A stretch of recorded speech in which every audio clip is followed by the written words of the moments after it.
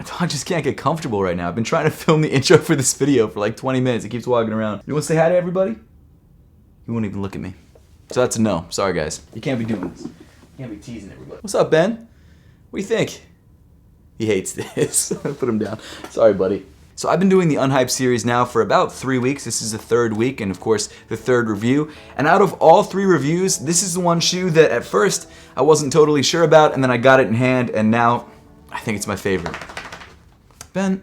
What's up, everybody? I'm Seth Fowler. This series is called Unhype, and the shoe that we're reviewing today is the REEBOK and Braindead collaboration on the ZIG Kinetica 2. Thanks so much for tuning in today. Please make sure to hit that subscribe button and that notification bell down below if you haven't yet and you want to see more content just like this. And also make sure to give me a follow on Instagram and on Twitter at RealSethFowler. And I would definitely make sure to be following me over there because we will be doing a giveaway for a pair of sneakers which, well, honestly isn't unhyped. It's a pretty hyped up pair of shoes, so make sure to stay tuned for that if you're interested in possibly winning a brand new pair of sneakers. But in today's video, we've got a pair of shoes which, while it is a collaboration sneaker, is one of the less hyped collaborations. In fact, you can still buy pretty much every single size except for my size on Reebok.com. And that was actually a little frustrating because my size sold out right when they went live and then no other sizes sold out. So I bought a half size up, which isn't bad, but I really wish I had grabbed my size. So the REEBOK Braindead ZIG Kinetica 2 in the gray-green colorway released last week on April 23rd for a retail price of $160. Now, one thing I just absolutely love about Reebok is even on newer release shoes, you can always find coupons. So I think I ended up getting this pair for like $120, which is crazy. And actually what's even crazier is that I bought this on release day. It did take about a week to get here, but I got it for like $40 off on release day. That's insane. So I've always been sort of a fan from a distance of Reebok. I like their shoes. I love Allen Iverson. You know, obviously I have a couple of his Reebok sneakers, and of course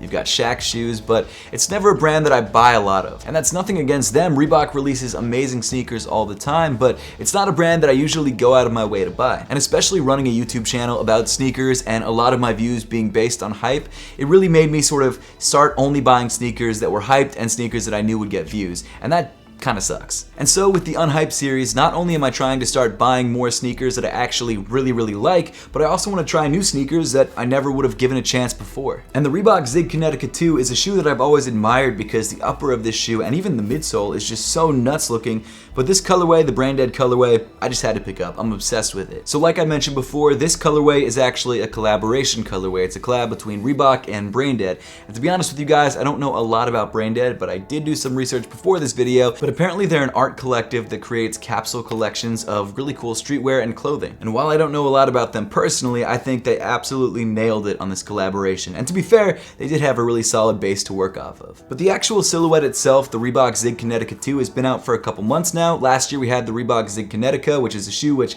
I also liked, but I didn't end up picking up. But in my opinion, the Reebok ZIG Kinetica 2 takes all the elements that I liked about the Reebok ZIG Kinetica and just enhances them and makes them bigger and louder. I mean, look at this midsole. This midsole is insane, and I just love not only the colors that were used on this collaboration, but also just the shape of it. It's got so much movement. Not only that, there's also something about this midfoot pattern which I also really love, and I'm just stoked on it. It's a really great pair of sneakers. But before we dive into the shoes themselves, let's take a quick look at the box. So Reebok is currently owned by Adidas, so when you buy a pair of sneakers from Reebok.com, they will ship from Adidas. Not only that, the website looks very similar to Adidas, and it actually has links to Adidas on the website itself. Not only that, on the tag you'll notice that it says EPC inside, which they have on all Adidas sneakers, and I believe that's some sort of like very simple chip in the actual sneaker tag itself that helps with inventory or something like that. But besides those similarities, the box itself, or at least the color of the box itself, is pretty different from an Adidas box. You've got the Reebok logo in white, the majority of the box is covered in this dark blue, and then the other half of the box, which is kind of split diagonally,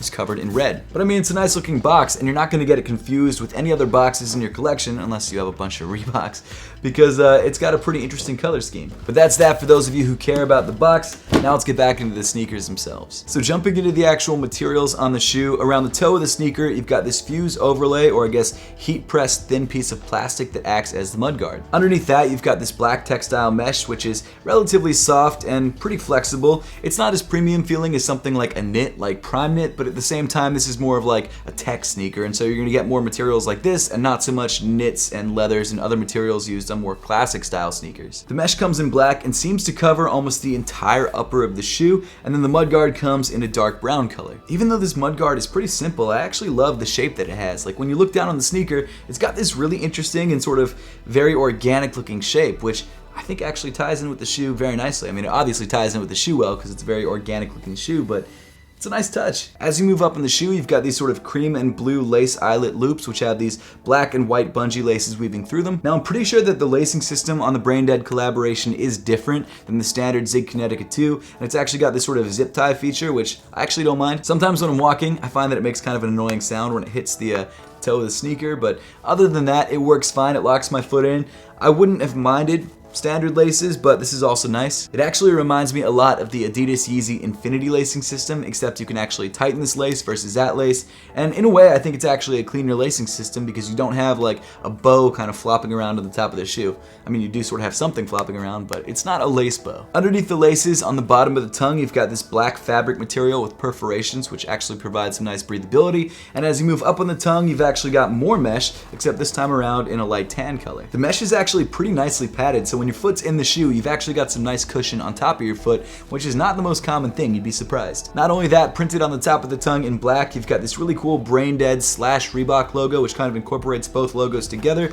It's a really nice touch. So although I really like this shoe, there are a couple of things that I don't love, and those things are the edges on both the tongue and also around the ankle opening. So these edges are kind of like a cut felt material and don't really have any sort of finishing on them, and while they look fine, they do kind of chafe a little bit if you're not wearing longer socks. It's not terrible, and maybe some people are okay with that, but for me personally, I must have sensitive ankles and it just kind of bothers me a little bit. But moving on, inside the shoe, you've got this sort of cream colored sock liner with some nice padding around the ankle area. It's not a lot of padding, but it gets the job done. The insole of the shoe comes in blue and tan and features that Braindead and REEBOK logo printed on the heel in black. As for sizing and fit on the Reebok ZIG Kinetica 2, like I mentioned earlier, I was not able to grab my true size, so I don't know exactly how well it'll fit if you grab your true size. I will say, because I went a half size up, it did feel like it was a little bit big, which of course makes sense. So I'm not 100% sure what to say about these. I've read some reviews online. It's sort of mixed. Some people say they fit true to size. Other people say they fit a little bit small. Other people say they fit a little bit big. It's really hard to find anything consistent about this sneaker, but I mean, I think that this shoe does seem like it's a half size big. Like it feels like if I got a size 9, I would be good to go. But that's just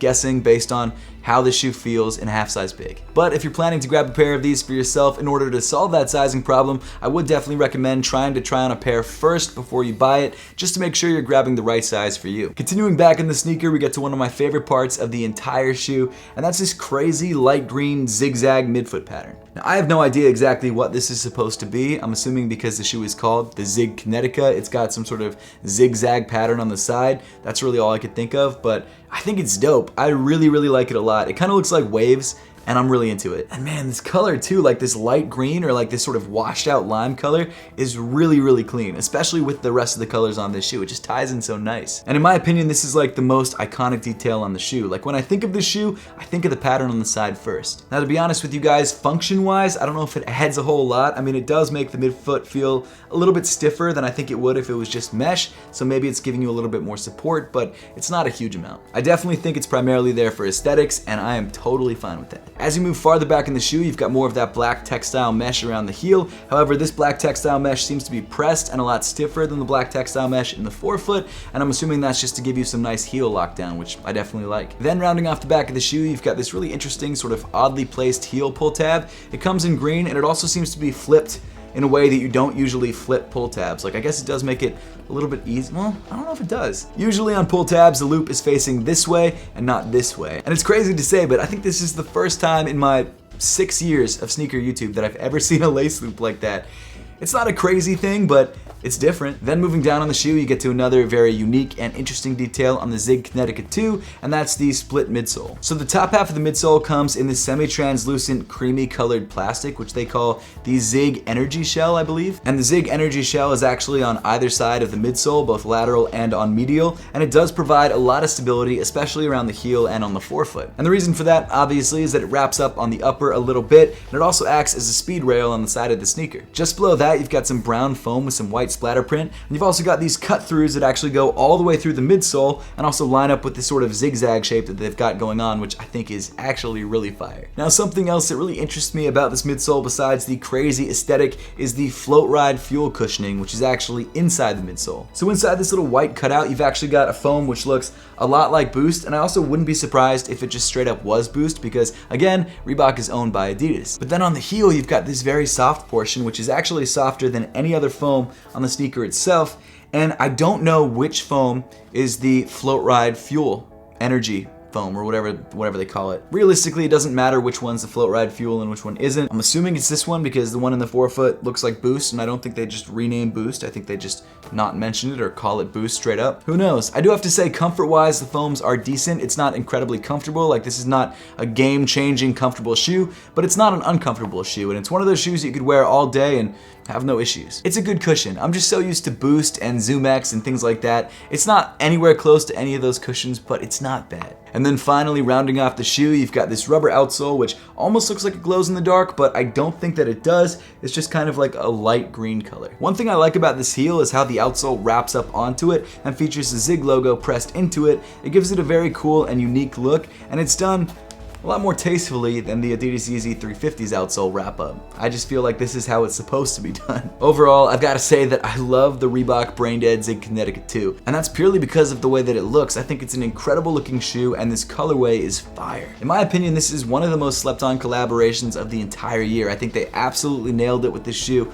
I think it's gorgeous. If you like the way the shoe looks, I think for 160 bucks, you can't go wrong. You're getting a very comfortable, good-looking sneaker, and if you buy it from Reebok's website, you can probably get a discount too, which is also pretty nice. But hey, now I'd love to know your thoughts on the Reebok Braindead ZIG Kinetica 2 and whether this is a shoe or even just a silhouette that you consider picking up. So make sure to let me know in the comment section down below. And as always, thank you so much for watching. Make sure to subscribe if you haven't yet, and I'll see you all in the next one.